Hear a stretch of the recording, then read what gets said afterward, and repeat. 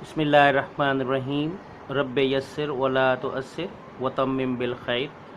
अस्सलाम वालेकुम students, in the previous lesson we started our topic the classification of elements, and in the topic classification of elements we discussed the metals in the previous lesson.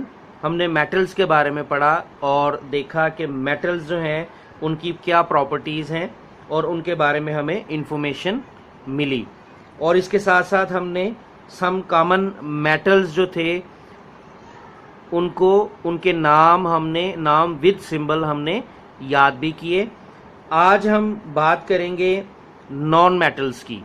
Non metals को आज हम पढ़ेंगे और उनके बारे में इंफॉर्मेशन लेंगे कि उनकी क्या प्रॉपर्टीज़ होती हैं और वो किस हद तक मेटल्स के साथ मेटल्स से मुख्तलिफ होते हैं। And the key terms of our lesson today are brittle, non conductors, mould. These are the key terms of our lesson today. Okay ji, let's start our topic non-metals, and open your books at page 47. This page is page number 47 of textbook. Students, open your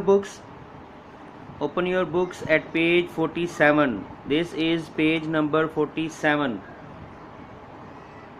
Okay, let's start. Non-metals. The elements other than metals are called non-metals. Metals के अलावा जितने भी elements हैं उनको हमने क्या नाम दे दिया? Non-metals. They have different properties from metals. अब इनकी जो properties हैं, इनकी जो खुसूसियात हैं वो मुख्तलिफ हैं।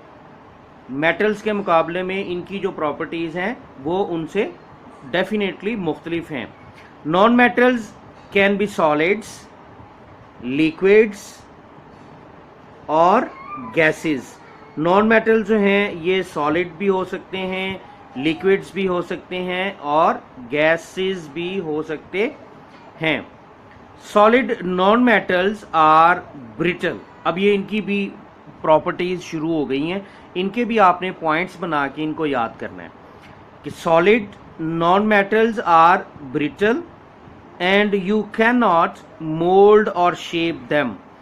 ब्रिटल कहते हैं भुरभुरा, यानी कुछ ऐसी चीज़ें होती हैं ना, कुछ ऐसे मटेरियल्स होते हैं जो भुरभुरे होते हैं जिनको हम मोल्ड नहीं कर सकते, उनको टर्न नहीं कर सकते, फोल्ड नहीं कर सकते, कोई शेप नहीं दे सकते या उनका कोई स्ट्रक्चर हम अपनी मर्जी का नहीं बना सकते, तो वो उसको हम कहते हैं ब्रिटल, भुरभुरा होना। And you can not mould, हम उनको मोल्ड नहीं कर सकते, ठीक है जी, और या उनको कोई ऐसी हम शेप या स्ट्रक्चर दे नहीं सकते। Most of the non metals do not allow electricity and heat to pass through them. अब देखें डिफरेंस आपके सामने है। पिछले लेसन में हमने जब मेटल्स को पढ़ा था तो हमने कहा था कि metals are good conductors of heat and electricity, ये हमने कहा था। आज इस लेसन में हमें नॉन मेटल्स के बारे में ये पता चल रहा है कि most of the non metals do not allow electricity and heat to pass through them. तो वो क्या हुए फिर? ये हुए non conductors, they are non conductors. अब कंपैरिजन भी अगर आप देखें ना थोड़ा सा, तो मेटल्स जो हैं वो क्या हैं? गुड कंडक्टर्स हैं हीट एंड इलेक्ट्रिसिटी के। जो नॉन मेटल्स हैं वो नॉन कंडक्टर्स हैं हीट और इलेक्ट्रिसिटी के। अच्छा, हीट और इलेक्ट्रिसिटी के कंडक्टर होने या नॉन कंडक्टर होने का क्या मतलब है, इस बात को हम ज़रा दोबारा एक बार डिस्कस कर लेते हैं। Non conductor of heat and electricity होने का मतलब ये है कि non metals do not allow electricity या हीट को, उनमें से हीट या इलेक्ट्रिसिटी नहीं गुजर सकती। They do not allow electricity and heat to pass through them. लेकिन मेटल्स जो थे वो गुड कंडक्टर्स थे। इसी तरह से जी हमारे पास मौजूद हैं टेबल, एक टेबल 5.3 आपके सामने है। ये पिंक कलर का जो टेबल एक बॉक्स सा बना हुआ, इसमें कॉमन नॉन मेटल्स हमें दिए गए हैं जिनको हम एक बार पढ़ भी लेते हैं। Carbon, chlorine, hydrogen, nitrogen, oxygen, sulphur. 1 2 3 4 5 6 common noun metals हमारे सामने हैं।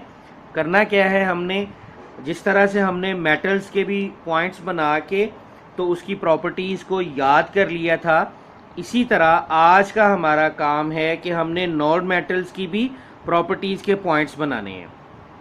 ठीक है जी, पॉइंट्स कैसे बनाएंगे? Point number 1, non metals can be solids, liquids और गैसेस। पॉइंट 1 हो गया। Point number 2, solid non metals are brittle and you can not mould और शेप देम। ब्रिटल होते हैं और शेप नहीं दी जा सकती। पॉइंट 2 हो गए। Point number 3, they are non conductors. ये नॉन कंडक्टर्स होते हैं। हाँ, उसका मतलब क्या है नॉन कंडक्टर्स का? कि non metals do not allow electricity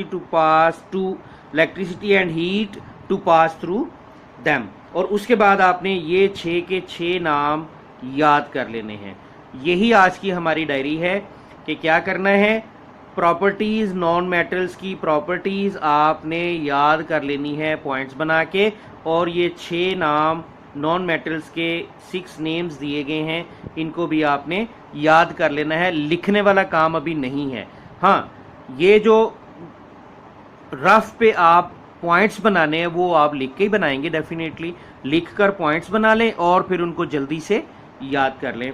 ये आपका आज का काम है। Thank you so much. अस्सलाम वालेकुम।